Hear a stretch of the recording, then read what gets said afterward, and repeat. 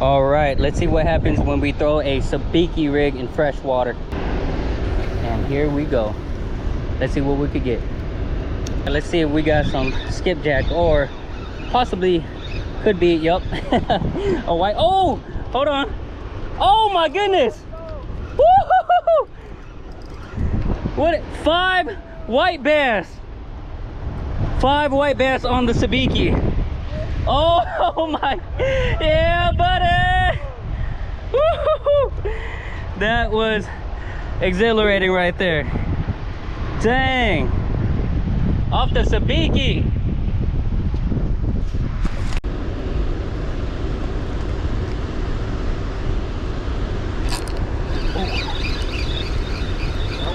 Got something. Another white bass.